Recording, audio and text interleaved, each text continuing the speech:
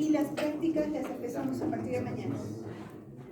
Le indico a Greg y qué alumnos vienen y asisten al seguro. Por favor, conmigo es en el seguro y con la doctora Valmi en el hospital regional. Con ella coordinan para hacer las prácticas los alumnos que voy a darle lista y van a buscar a la doctora Valmi.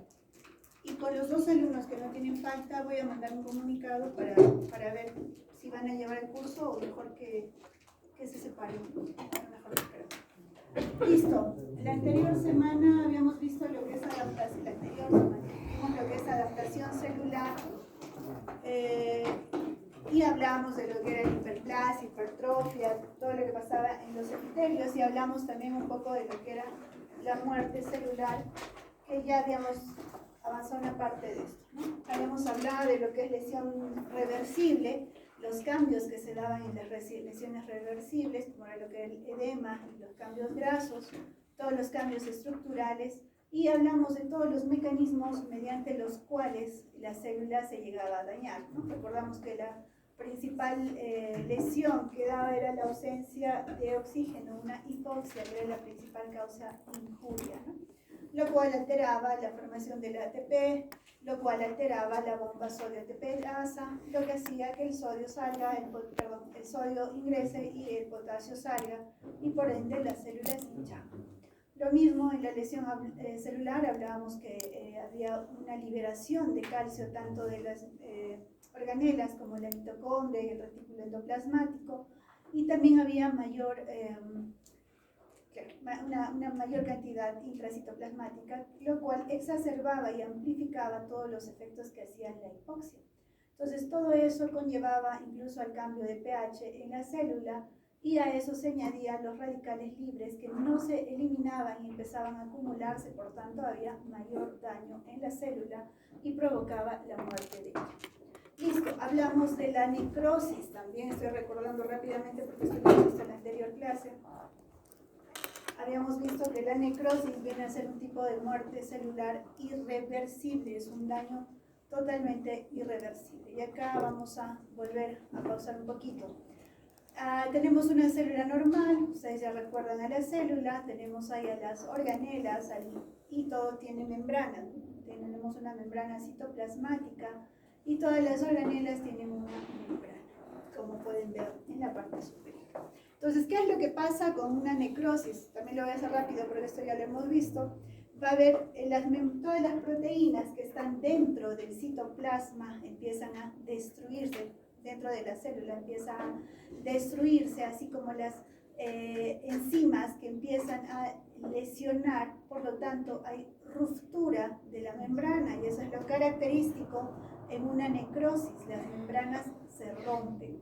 Por lo tanto, y empezamos a ver cómo se rompen, por lo tanto todo el material que está dentro del citoplasma sale hacia la parte externa y frente, como es algo que no es normal, los primeros que van a ver qué pasa y a minimizar ese daño vienen a ser los leucocitos, los polimorfonucleares. Es por eso que en la necrosis tenemos inflamación, ¿no? Entonces ahí en la imagen número 1 tenemos el agente patológico, el agente nocivo, que lesiona a la célula no se puede adaptar y la célula empieza a morir. Entonces, ¿qué pasa? Se empieza a romper la membrana, se pierde la integridad de la membrana y empieza a romperse, por lo tanto, todo su contenido sale y vienen los polimorfonucleares. Dentro de todo esto, vamos a ver que hay cambios en el citoplasma y también a nivel del núcleo. Y esos cambios también los vamos a ver en la histología. Muy bien, entonces esto también ya lo hemos visto. Lo primero que ustedes observan, que esto no lo vamos a ver, cambios a nivel del citoplasma. Ustedes van a ver que las células se tornan más rosadas, más eosinófilas. Y eso se da porque las proteínas que se están desnaturalizando se adhieren al pigmento, a la eosina, y toman este color rosado o rojo intenso. Entonces, cuando vean una célula de un citoplasma así de rosado intenso, significa que esa célula está muriendo, algo está pasando con esa célula, ¿no? Entonces ese es el primer cambio a nivel del citoplasma. Y a nivel del núcleo también vamos a ver ciertos cambios que ya los estamos viendo ahí. A nivel de lo que es el núcleo, vamos a ver 3 cambios característicos. La pignosis, que es la cromatina, se llega a condensar y empieza, recuerden que el ADN y todo su contenido es basófilo, es decir, se va teniendo un color morado. Entonces la pignosis es cuando este núcleo se achica y se torna mucho más oscuro. La cariolisis es cuando la cromatina de este núcleo empieza a desaparecer, desvanecerse. Y la cariorexis es cuando la cromatina que estaba condensada se fragmenta, como una galleta que se rompe, igualito. Entonces, esos son los 3 cambios que ustedes van a ver en la histología. Muy bien, ¿qué otros cambios podríamos encontrar? Hemos visto que las membranas celulares, o sea, dentro de la célula tengo las organelas también se destruyen. Entonces, estos cuerpos de mielina se caracterizan porque son los restos de las membranas de las organelas que empiezan a condensarse, a formar un material amorfo, ¿no? A eso se llama cuerpos de mielina. Van a ser aquellos que van a derivar de los orgánulos citoplasmáticos que están dañados, ¿no? Entonces, todas las membranas internas, eso es. Entonces, ¿y cómo lo veo? Lo veo, por ejemplo, en la microscopía electrónica, es donde se ve de mejor manera, y en algunas patologías, como la enfermedad de Tay Sachs, se ha encontrado que existe gran cantidad de mielina, lo cual me está hablando de que se están destruyendo esas neuronas, ¿no? Entonces, eso también encontramos. Muy bien, en esta imagen ya hemos hablado de los cambios a nivel nuclear que vamos a tener en las células que se están necrosando. En la imagen histológica son túbulos, ya hemos visto en la anterior clase que se llama túbulo. Y vemos, si contrastan, comparan los colores, este citoplasma es más rosado, entonces está diciendo que esta célula está muriendo. Si comparan la cromatina, eso vendría a ser lo normal, si comparan la cromatina, es decir, el color de los núcleos de estas imágenes con estas, ustedes van a ver que estas están más oscuras.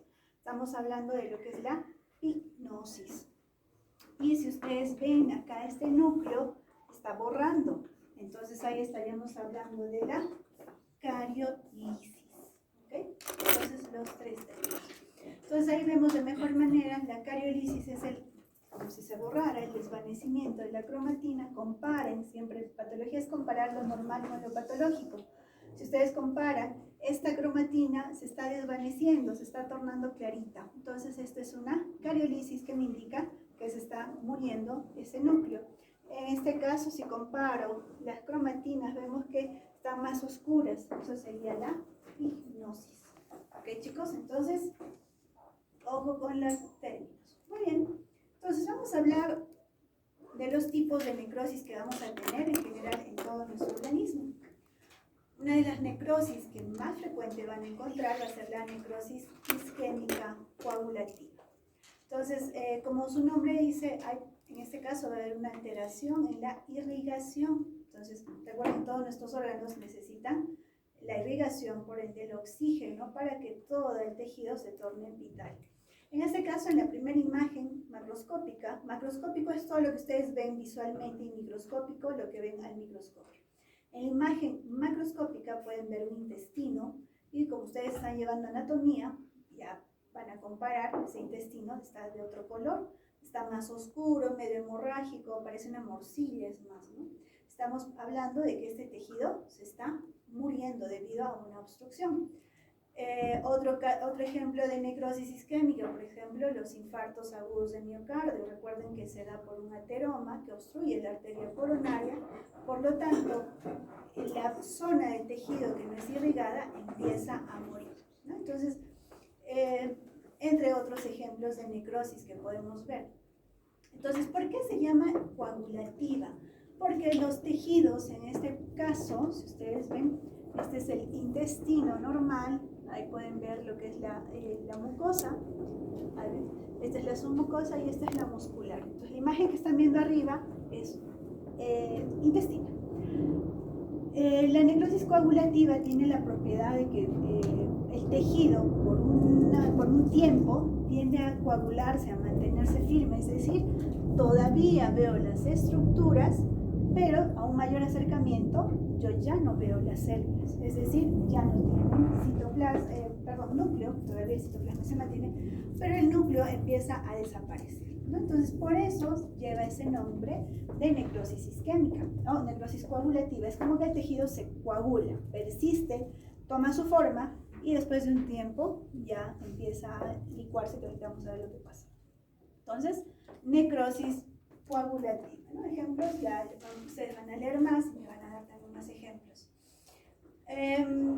Vemos acá en esta imagen, son los túbulos, son tubos pequeños, ¿no? Ahí como pueden ver. Y si ustedes buscan los núcleos que veíamos en la anterior imagen, por eso les presentaba estas imágenes, ahí los núcleos redonditos morados que están ahí, si ustedes lo comparan con este, ustedes no encuentran eso. Entonces, ¿qué quiere decir? Que este tejido se ha necrosado. ¿Qué tipo de necrosis? Necrosis coagulativa, porque ustedes todavía ven la forma de los túbulos, ven el lumen, pero los núcleos ya no están bien. ¿Y qué cosa también me ayuda a decir que hay una necrosis? El infiltrado inflamatorio. Recuerden que en la necrosis hay inflamación y ahí veo en el intersticio la inflamación. Entonces, se está necrosando. El ejemplo que ya les di, el infarto agudo de miocardio. Ustedes han hecho histología, recuerdan cómo es una célula cardíaca y pueden ver el núcleo, comparen esta zona con la que está acá. En esta zona ustedes van a ver los núcleos, ya no ven núcleos, todavía ven las estriaciones, pero no ven los núcleos. Y lo que llama la atención son los polimorfonucleares, los linfocitos, los polimorfonucleares que en el corazón, entre la fibra y fibra, no debería haber. Entonces, ¿frente a qué están? Están frente a un infarto agudo de miocardio. ¿Okay? Entonces, ese es el diagnóstico histológico. Otro tipo de necrosis que se tiene es la necrosis grasa, como su nombre dice, se va a dar en el tejido graso. Un ejemplo claro viene a ser la pancreatitis aguda. Recuerden que en el páncreas tenemos diversas enzimas, entre estas lo que es la lipasa, y sale y el tejido que está alrededor empieza a ser destruido. Si ustedes recuerdan, histología, la grasa se ve con los adipocitos y los adipocitos tenían un núcleo periférico que debería estar acá. Si ustedes observan, ninguna de estas células tiene núcleo. Entonces estamos frente a una necrosis grasa. Y también se caracteriza porque se forman como calcificaciones, como cuando se rompe por el contenido de los lípidos, etc., con las enzimas, hacen una reacción y forman como calcificaciones ahí en el tejido graso.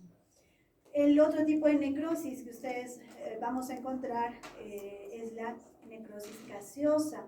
Y ahí sí tienen que recordar a la tuberculosis, ¿no? Entonces, recuerden que la tuberculosis es una enfermedad infecciosa, puede afectar a cualquier órgano, principalmente a lo que es el pulmón, y como su nombre dice, forma un casium. El casium es como el requesón, algo que, no sé si ustedes han visto en el mercado, el quesillo ese que se deshace, eso es como un casium, eso se llama casium.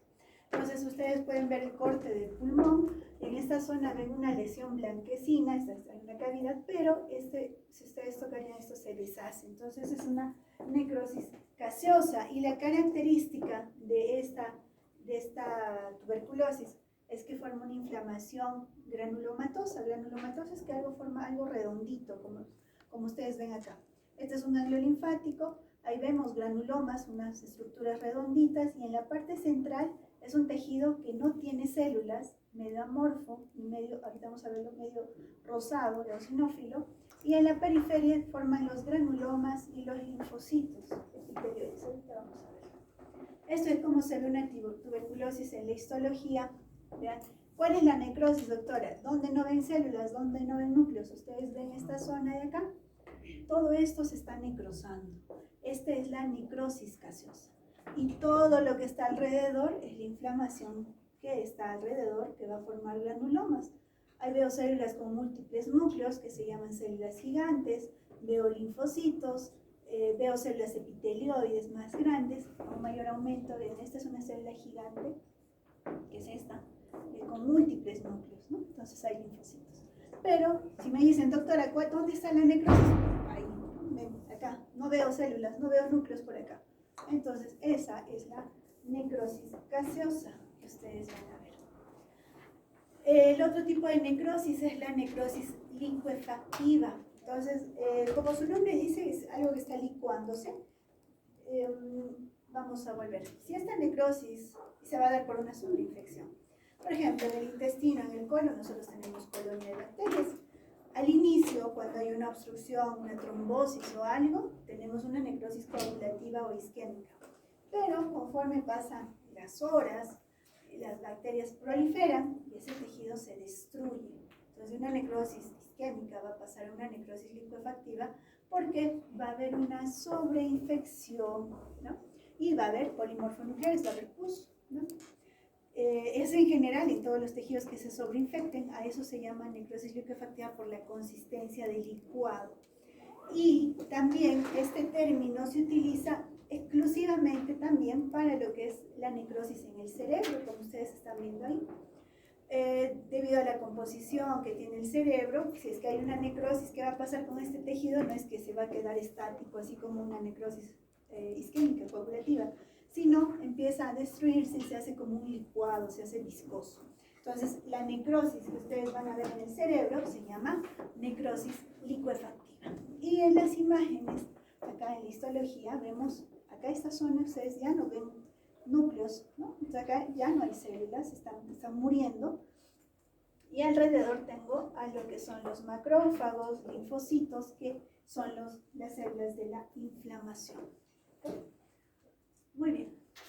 A nivel de lo que son las extremidades, el término que se utiliza en necrosis es la necrosis gangrenosa, chicos. Ojo. Entonces, en pie es eso, necrosis gangrenosa. Pueden ver el famoso pie diabético, como ustedes pueden observar acá.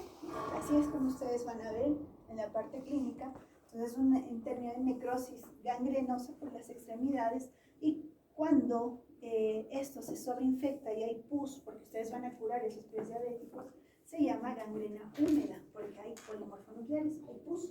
Entonces, en piernas, necrosis gangrenosa, que puede ser seca, como en ese caso, que no hay material, pero cuando empieza a supurar, es una gangrena húmeda. El otro término es la necrosis fibrinoide, que es una necrosis que se da en las enfermedades autoinmunitarias, que recuerden que en la autoinmunitaria tenemos un antígeno y un anticuerpo, tenemos este complejo antígeno-anticuerpo que se va a depositar a nivel de las paredes del vaso y van a hacer de que la fibrina, va a haber un depósito de un material rosado amorfo que ustedes están viendo.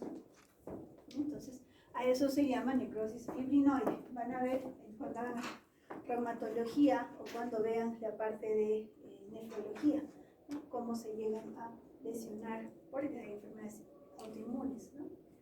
Muy bien. Entonces, resumen, chicos, para que recuerden, la necrosis, muerte celular, como han visto en todos los cortes histológicos, hay borramiento, todos los cambios a nivel de la cromatina, del citoplasma, perdón, y también a nivel de lo que es el núcleo de la cromatina, ¿no? Piginosis, cariolisis, cariorexis. Y lo característico es de que en la necrosis tiene que haber inflamación, ¿ok? Entonces, esas son las características típicas de una necrosis. Entonces, el otro tipo de muerte que tenemos es la apoptosis. Entonces, en este caso, que es la apoptosis, es cuando la célula se designa a morir, es la que va a morir, ¿no? Entonces, significa que no es, el estímulo no viene de la parte externa, sino el estímulo viene desde dentro de la célula. Por lo tanto, las enzimas empiezan a activarse desde dentro para destruir al material, a lo que son las organelas que tienen. Entonces, ¿qué pasa? La membrana empieza a fragmentarse, como con los cuerpos apoptóticos. Se empieza a fragmentar y estos cuerpos van a estar formados tanto por núcleo, como pueden ver, por cromatina, es parte de orgánulos y membrana citoplasmática. Y finalmente vienen los fagosomas que empiezan a degradar estos cuerpos apoptóticos. Entonces, en todo este proceso, ustedes van a ver que la membrana celular está íntegra, no se rompe. ¿Habrá inflamación o no habrá inflamación acá? No, no hay inflamación, no tiene por qué haber inflamación. ¿Okay? Entonces, esa es la diferencia entre lo que es apoptosis y necrosis, chicos, ¿no? Entonces, las membranas íntegras y no va a haber inflamación. Entonces, causas de la apoptosis pueden ser causas fisiológicas, que vamos a verlas, y también causas patológicas. Dentro de lo fisiológico, en la embriogenia, vamos a ver, por ejemplo, cuando hay la separación de los dedos, ¿no? Recuerden que hay como membranas que se tienen que separar, entonces todas esas células, todas esas membranas tienen que ser destruidas, pero no por necrosis, sino es una remodelación, es como esculpir la mano o cierta zona que queremos. Lo mismo en los arcos que ustedes han visto, en los arcos aórticos, etc., para formar toda la circulación. ¿Qué es lo que ocurre? Es la apoptosis, ¿no? Otro ejemplo, por ejemplo, es la involución de los tejidos, el endometrio, durante toda la fase menstrual, también va a sufrir parte de lo que es apoptosis.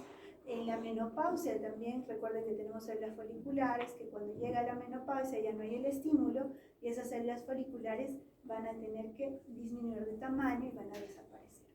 En la mama, una gestante, recuerden que en la gestación hay un incremento en el volumen mamario por el estroma, etc., que se incrementa. Entonces, no es de que pasado la gestación la persona se queda con ese tejido, sino tiene que involucionar. Entonces, ahí quien interviene es la apoptosis. Lo mismo, por ejemplo, en algunas células, hemos dicho que hay epitelio, células que proliferan durante toda la vida, como lo que son las células del intestino. Entonces las células llegan a una vida tiempo de vida y tienen que ser destruidas, pero no sufren necrosis, no hay inflamación, no hay nada, sino ellas por envejecimiento empiezan a destruirse por el tiempo de vida. Dentro de lo fisiológico, como en nuestro organismo puede haber una alteración y empezamos a formar linfocitos patológicos, pero si nuestro cuerpo está funcionando adecuadamente, estos linfocitos tienden a morir. Y todas aquellas células que cumplen su misión, cumplen su función y tienen que llegar a morir. Por ejemplo, los polimorfos nucleares que hemos visto en la necrosis, esos polimorfos nucleares no se van a quedar permanentemente ahí, entonces tienen que desaparecer. Y ahí se activa la apoptosis para que ellos desaparezcan. En la parte patológica, por ejemplo, algunas células, por ejemplo, que sufren algún daño, por ejemplo, cuando hay lesión de ADN, pacientes que son sometidos a radioterapias, radiación, fármacos, etc. Entonces, en este caso, algunas células tienden a sufrir la apoptosis también. Y en general en las mutaciones, ¿no? Cuando hay proteínas mal plegadas, el ADN está dañado, su célula no es de que va a seguir proliferando, sino tenemos N enfermedades cada uno de nosotros, sino nuestra célula se identifica como dañada, como alterada, entonces decide destruirse. Y entre otros por atrofia patológica, por ejemplo, por obstrucción, cuando hay cálculos, por ejemplo, en el uréter que van a determinar la obstrucción, entonces el riñoncito empieza a atrofiarse también, ¿no? Parte de la atrofia va con la apoptosis. Muy bien, entonces, ¿cuáles son los cambios que vamos a ver ya también en la apoptosis? La célula tiende a disminuir de tamaño, se torna más pequeñita, y la vamos a ver para que me entiendan acá. Ahí donde señalan las flechas, si comparan esas células con las células que están al costado, las de las flechas son células chiquititas, más pequeñitas. Pero si ustedes ven, no hay inflamación y el resto de células está normal. Entonces, significa que esas células aisladas están sufriendo apoptosis. Entonces, hay retracción, disminución del citoplasma o en algunos casos hay edema de la célula. La cromatina también se condensa, también va a haber vertiginosis, pero la condensación de esta cromatina va a ser como esta, a la periferia. Ustedes ven el núcleo ahí, la cromatina debajo de la membrana nuclear como un anillo que está condensándose. Eso pasa, la condensación en una apoptosis. ¿Okay? Entonces, y después las células, como ya hemos visto, forman los cuerpos apoptóticos, la membrana empieza a formar como unas vesículas, unas ampollitas que forman los cuerpos apoptóticos, y estos cuerpos apoptóticos van a ser fagocitados por las lisosomas que tenemos. Entonces, sencillo, eso es como se ve una apoptosis. Lo mismo, ahí vemos la remodelación. ¿Dónde veo la apoptosis? Primero, esta es una piel. Este es el epitelio de la córnea, esta es la epidermis, acá ven el pigmento melánico, esta es la piel mirándole de acá, y ven acá estas células pequeñitas, ahí chiquititas, rosaditas, más pequeñitas, se está destruyendo, entonces es una apoptosis.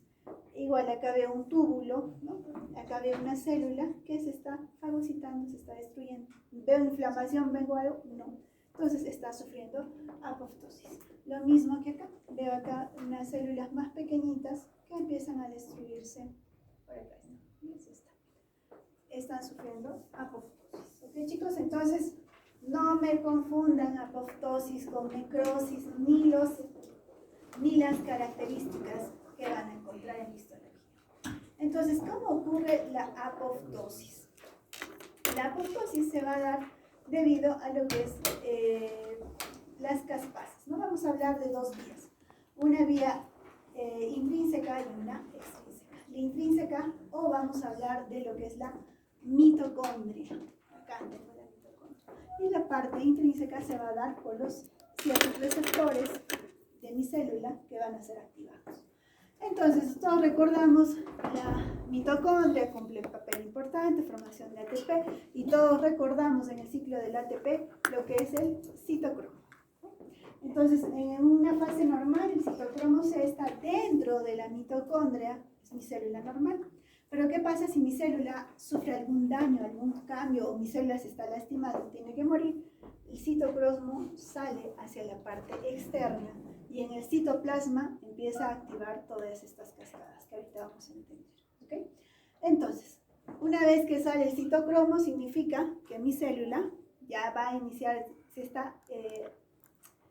está indicando que ya cumplió su función y tiene que morir. ¿Okay?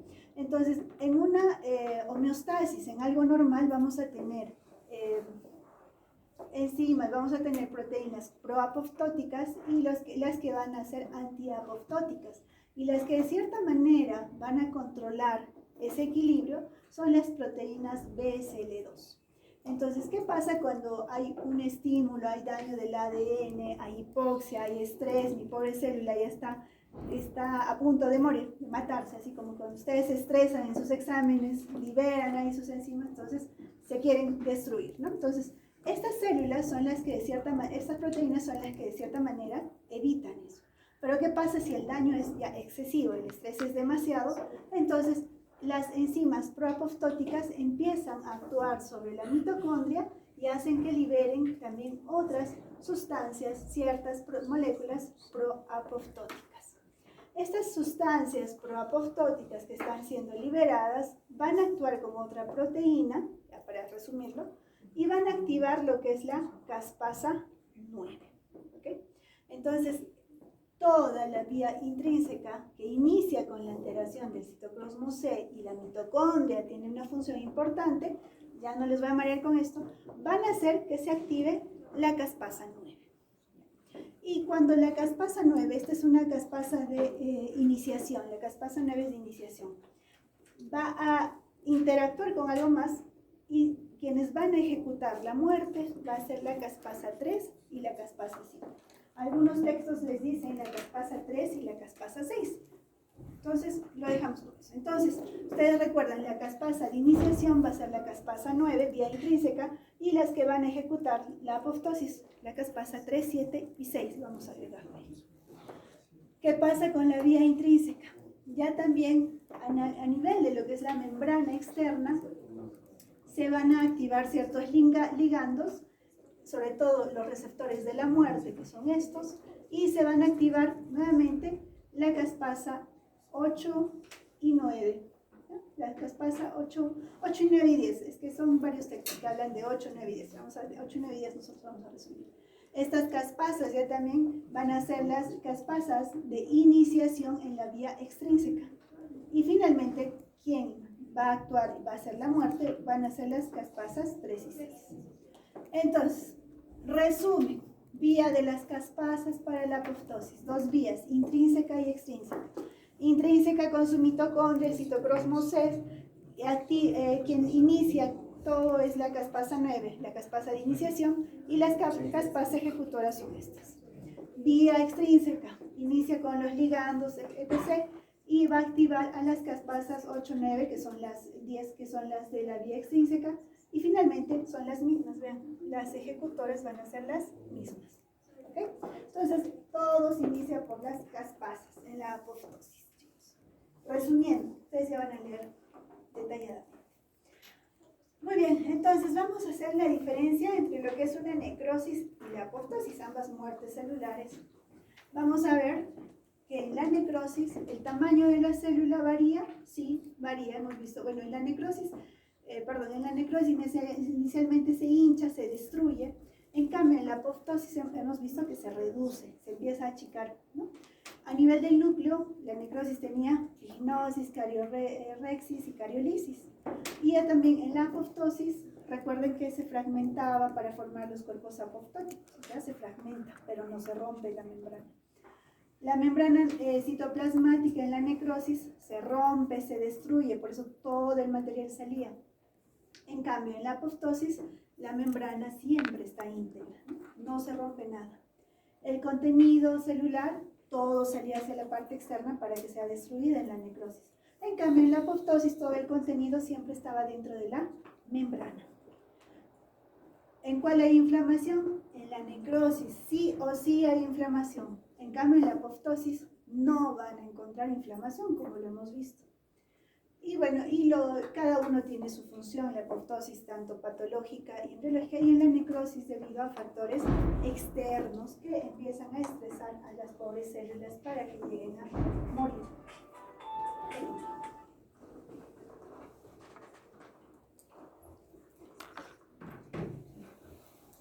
Muy bien, entonces en la histología, en la necrosis hemos visto que ahí la membrana se borra, el citoplasma, es como que estas células empiezan a desaparecer, ya no hay núcleos, y en este caso ya también acá no hay una bonita, las células se vuelven más chiquititas, empiezan a destruirse.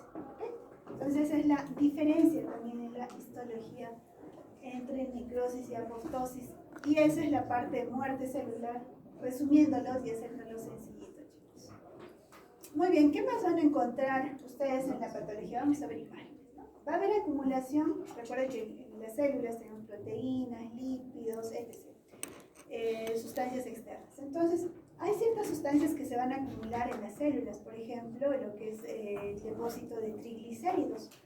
El famoso hígado graso, lo que ustedes tienen son el hígado normal, son células cúbicas, y cuando los triglicéridos se depositan en el citoplasma se tornan así, balonados.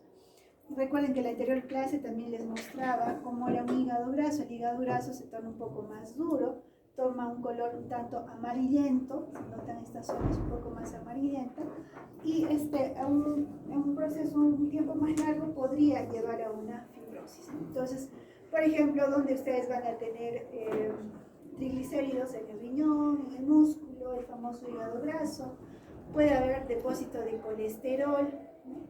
Por ejemplo, la imagen que ustedes están viendo, esta es una vesícula biliar, esta es la mucosa que debería ser verde, pero ustedes ven que está siendo amarilla, y esto se llama colesterolosis. Esta es la imagen histológica del epitelio, si ustedes recuerdan, este es el epitelio de la vesícula, y dentro van a ver unas células blanquecinas espumosas que se llaman, son histocitos cargados de grasa, de colesterol, ¿no? Entonces, a esa patología, por ejemplo, se llama colesterolosis, que ustedes van a ver en las vesículas. Los ateromas, en los infartos, los que van a causar los ateromas, la aterosclerosis también es lo mismo, depósito de colesterol. En los santomas, que es a nivel de tejidos subcutáneos, ustedes han visto algunas personas acá en la parte interna de los párpados, tienen acúmulos amarillos debajo de la piel, también es colesterol que se está depositando, ¿no? Proteínas, por ejemplo, cuando vean nefrología, paciente que tiene bastante proteinuria, recuerden que se trata de absorber y las proteínas se van a quedar en el citoplasma. Ese color rosadito, medio granular que ustedes están viendo, son proteínas a nivel de lo que son los túbulos en el riñón, que están tratando de ser reabsorbidas. Podemos tener pigmentos, un pigmento externo, por ejemplo, es el carbón, que cuando veamos neumo vamos a ver. Todos respiramos el smog, el carbón que se deposita en nuestros pulmones, a eso se llamaba antracosis, chicos, ¿no? Entonces eso también vamos a ver. Ciertos pigmentos como este caso es la lipofucsina, que son pigmentos, es la destrucción de los lípidos y fosfolípidos que con las proteínas hacen una reacción y forman este pigmento. Si ustedes ven acá un pigmento medio naranjita, y me habla de lo que es el envejecimiento celular, o sea, eso es parte de mi célula, está envejeciendo. Hay enfermedades que ustedes van a ver por depósito de hemosiderina, de hierro, que pueden ser solamente en el hígado, pero cuando ya se hace sistémico y se deposita en los órganos, se llama hemocromatosis, como en lo que es en el hígado y en el corazón. Si ustedes ven ese hígado, está más oscuro, más rojo, y en el corazón, si ustedes comparan ambas partes, acá y esta, vean que acá hay un depósito más oscuro, más lento. Entonces ese es el depósito anormal, obviamente, de hierro, pero ya sistémico y a nivel de órganos. Así. ¿Qué más van a ver durante todo en las patologías? Calcificaciones, por ejemplo, los cuerpos de Samoma son calcificaciones concéntricas, como lo que es las catáfilas de la cebolla, las capas de la cebolla, así arremolinados. Vamos a encontrar en ciertas neoplasias, en ciertas patologías, las calcificaciones distróficas. Cuando hay una muerte celular, necrosis isquémica, licuefactiva, etc., hay cierta, como la necrosis grasa, hay cierta reacción y se forman estas calcificaciones que no tienen forma, ¿no? Entonces a eso nosotros le llamamos calcificación distrófica. Ahí tenemos una válvula cardíaca, vemos cómo se forman calcificaciones, por eso las válvulas se tornan duras, hay algunas insuficientes, por eso ya no vamos a hablar, y tampoco de esto les voy a hablar del envejecimiento. Listo, chicos. Preguntas, dudas acerca de lo que es daño celular. Si no, yo pregunto. Ok, chicos. Entonces, ya hemos visto adaptación, acabamos. Les doy un break de 10 minutos para continuar lo que es inflamación.